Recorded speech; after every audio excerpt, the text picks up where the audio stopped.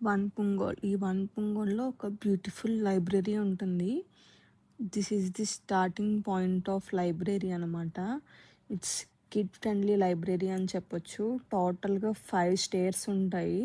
Actually ఈ library అంతా నేను చూపించాలంటే మనకి 1 డే అయినా సరిపోదనమాట. అంత పెద్ద లైబ్రరీ. ఇక్కడ పెద్ద సెమినార్స్‌లా కండక్ట్ చేస్తూ ఉంటారు.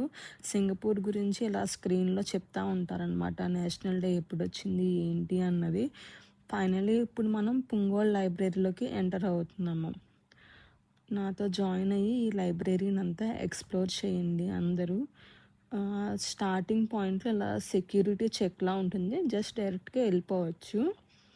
దీని నుంచి మనం రైట్ సైడ్ వెళ్తే కిడ్ ఫ్రెండ్లీ అన్నాను కదా, సో స్ట్రోలర్ పెట్టుకోవచ్చు అనమాట. కిడ్స్తో వెళ్తాం కాబట్టి కిడ్స్ స్ట్రోలర్ పెట్టడానికి ఇది ఒక డెడికేటెడ్ ప్లేస్. ఇది 5 స్టేర్స్ ఉంటుంది. ఒకటి టీనేజర్స్కి ఫస్ట్ స్టేర్ అయితే కిడ్ ఫ్రెండ్లీ అనమాట.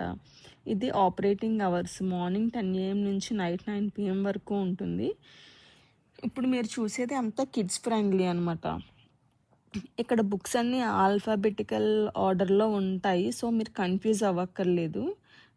తెలుసా దీంట్లో స్టెరిలైజర్ ఉంటుంది. కిడ్స్ వాళ్ళు చేసిన క్లేతో చేసిన వాళ్ళ వెజిటబుల్స్ ఇంకా డిఫరెంట్ ఐటమ్స్ అన్నీ దీంట్లో పెట్టి స్టెరిలైజ్ చేస్తూ ఉంటారు. నాకైతే భలే క్యూట్ అనిపించింది. నేను అందరినీ కనిపించేలా తీయలేదు, because I just want to give them privacy. ఇలా ఇక్కడ ఏంటంటే మనం తీసిన బుక్స్ మళ్ళీ అక్కడ ప్లేస్ చేయడానికి ఒక డెడికేటెడ్ ప్లేస్ అనమాట.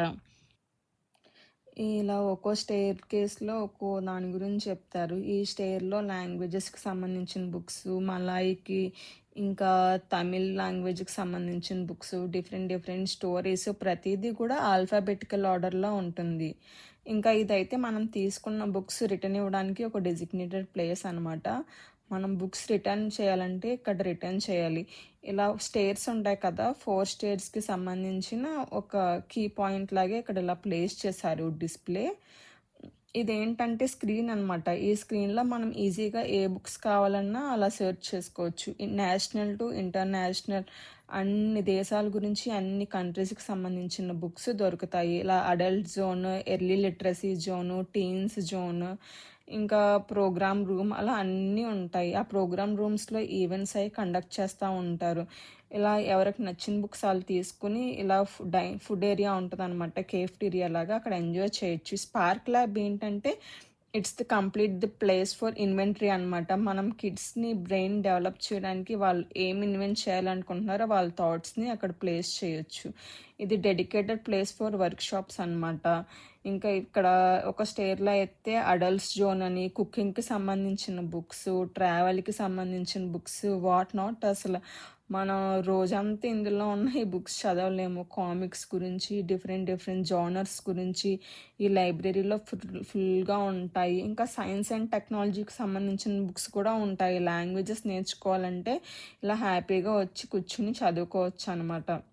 ఇక్కడ కూడా సేమ్ అంతే, ప్రతి స్టైర్లో బుక్స్ పెట్టడానికి ఉంటాయి. ఇప్పుడు నేను చెప్పా కదా, ఇలా ట్రావెల్ ఫ్రెండ్లీ బుక్స్, ఇలా అన్ని రకాల బుక్స్ ఉంటాయి. మనం ఏంటంటే ఏ స్టైర్లో ఏమున్నాయి అన్నది ఇలా కీ పాయింట్స్ ఒక పోల్ మీద ఇస్తారు. మనం వాటిని చూసుకుని మనకి కావాల్సింది ఆ స్టైర్లో ఉందా లేదా అని చూసుకుంటే సరిపోతుంది అనమాట.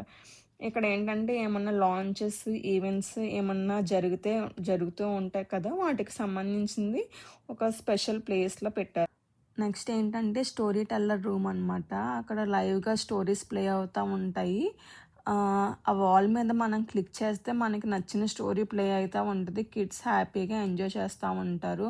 సో ఈ వీడియో మీ అందరికీ నచ్చిందంటే సబ్స్క్రైబ్ చేయండి నా ఛానల్ని. బాయ్.